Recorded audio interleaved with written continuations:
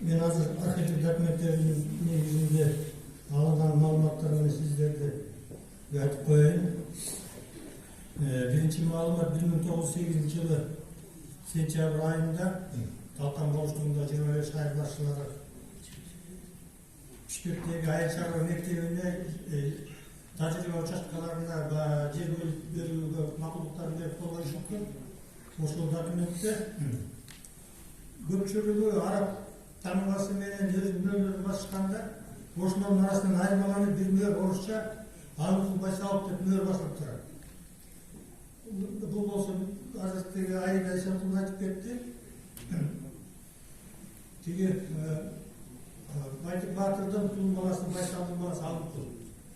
Ошол эле Алыкулдун дагы Алыкулдун баласы бир баласы болгон экен, Абдулахат деген. Ал жөнүндө дагы тарыхый архивдеги документ 1928 жылы архив документте жүрөт. Ошо Абдулахат деген баласы Москва шаарында жогорку кооператив техникумда окуп жатат деген архивдеги документ бар да.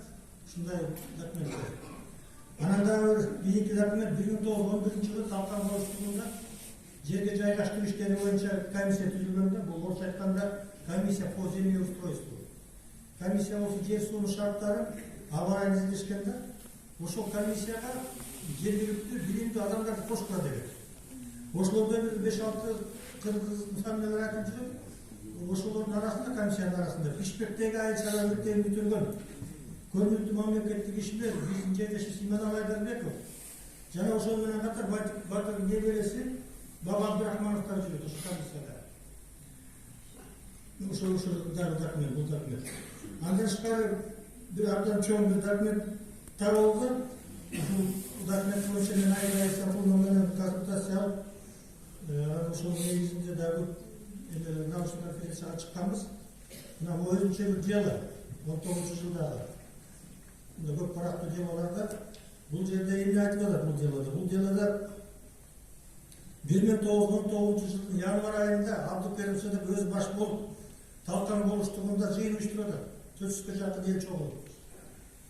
Совет өкмөтү жаңы эле келип Кыргызстан аймагында толук орноштуруп бүт элек. Ошондо булар айтып атат Абдыкерим Сыдыков. Жаңы өкмөт келди, жаңы бийлик келди, булар кыргыз элине мындай жакшылык каалап атат. Ушул кыргыздын жаштарына билим берели деп атышат, биз ошону колдойбуз. Жашасын большевиктер партиясы да өзү дагы ошол жерден сөз сүйлөп. Анан мектеп ачалы деп атат. Мектеп ачканга уюштуруу комитети түзүлүп, мектеп уюштуруу комитети башчысын өзү шайланган. Анын курамына ошо шайлаганда Ашыралы Акканов жана Байтик Батырдын небереси Молдахматов Аманов шайланып атышат мектеп уюштуруу комитетине. Анан биринчи мугалим болуп Байтел уулу Биремкул дайындалганда, Байтел уулу Биремкул бул революцияга чейин Айда Исакулов айтып кетти, жаңы тартиптеги мектептин бүтүрүүчүсү 1912 жылы ошо жергиликтүү баймановдордун колдоосу менен башкаруу айында мектеп ачкан. Революцияга чейин эле ошо мектеп ачып мугалим болуп жүргөн киши. Муну эл арасында Ашырдын молдосу деп коюшкан. Ашыр деген азыр айтып кеттик. Тиги Бошкоулу Өзбектин улуу баласы. Бул дагы абдан элге көп кызмат кылган киши. Ошо мектеп ачканда, Молдо деген ошол убакта балдар билим берген кишилерди Молдо деп коючу. Ошо элге революцияга чейин эле бул мектептин мугалим болуп жүргөнүн тактап алат да. Анан эң кызыгы бул мектепке ат коюлушат да, ошо протоколдо бар жазылган. Жумхурия деп ат берилет мектептин атын. А Жумхурия мындайча которгон арабчадан. Эл бийлиги орногон мамлекетте же болбосо республика. Ойлоп көрсөңүздөр 19-жылы январь айында биздин эле могулеки баш кара суу деп коебуз азыр. Бирок ошондо кара суу экен, же болбосо архивдеги айтат станица Узбекова. Узбектин айылы. Ошондо канай болуштугунун борбору ошол жерде. Биздин азыр айыл өкмөтүбүз Байтик эмеспи? Ошондо канай болуштугунун борбору кара суу же болбосо Өзбектин айылы. Анан ошол экиге тиги Жумхурия же болбосо республика деп берип атат. Анан ошол жерде катышкандардын арасында Абдыкерим Сыдыков өзү баш болуп, Байтик Батырдын неберелери ошол жерде аралашып атышат. Көрдүңүздөр да, элге билим берүүгө аракет кылышып, жанталашып. Анда кыргыз мамлекети бөлүнүп чыгар элек, Түркстан Республикасынын составында Тооло областта болуп элек биз. Мына ойлойт ошондо эле бул Абдыкерим Сыдыков Байтиктин туугандарын ой асыға кеткен да келечекке ойлошот. Анан бул болгон окуя жөнүндө дагы кызыгы мектептин имаратында биринчи Кожокмат Байтыковдун үйүн таанышат, Байтыков небересине. Бирок үй табылып турат дагы тиги Султан Өзбектин үйүн алмаштырылат. Султан Өзбектин үйү негизи өзүнө салдырган экен, ал жал айылы менен башкасы айыл ортосунда перескалер бар эмеспи? Ошонун ичиндеги фундаменти бийик, верандасы бар, узун коридор, эки четинде бирден бөлмө, экиден контрамарка меши бар, айнектелген, үстүнү келе жабылган, кадимки көпөстөрдүн үйү экен. Айылда эле салган. Ойлоп көрсөңөр 19-жылы ошондо үйдү берип атышат, балдар окусун деп. Бир айыл өкмөтүнө. Биз билебиз тарыхта, мисалы үчүн биринчи мугалим Чынысбаевдин айтсак, мектепти атканан оңдоп салган билесиңер да.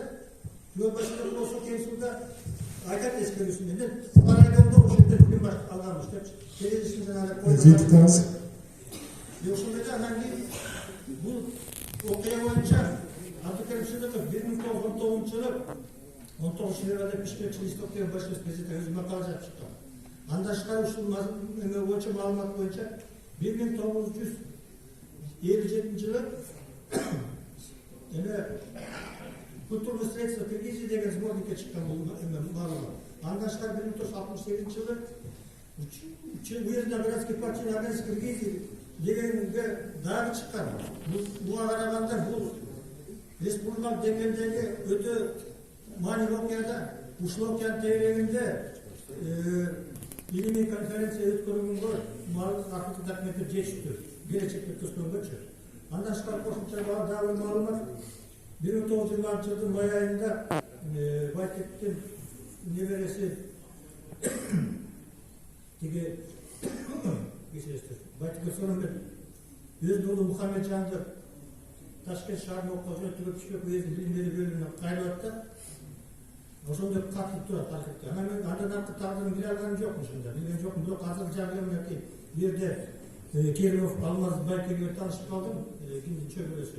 Байтыков атына бир да арасы отурат. Ошо бишке көрсөтсөм, азыр тарыхын жаңы айтып берди. Ооба. Тиги Байтыков Сооронбектин Мухамеджан деген баласы Ташкентке окуп келгенди. Юридикалык билим алыптыр. Кыргызстанды берип иштеп атканда куугунтук башталганда Казакстанга ооп кетипти. Бирок репрессиянын жанагы куугунтугуна ийинип болбой отурсун жылы атылып кеткен экен, жаңы өттүм. Рахмат. Андан тышкары айтып коеюн, Байтыковдун урпактары ар дайым эстелишүүлөрдө көп кызматтарды кылган, маданиятка еңбек сиңирген дагы эки жараныбызды айта кетели. Эстелишүүндө Кыргызстан маданиятынын зор салымдарын кошкон Байтыков батырдын чөбөрөлөрү болгон белгилүү сүрөтчүлөр Жакып Кожокметов жана Асанбек Молзокматовдорду дагы айта кетели. Алар өкмөттө бул ата менен согуштун катышуучулары болгон.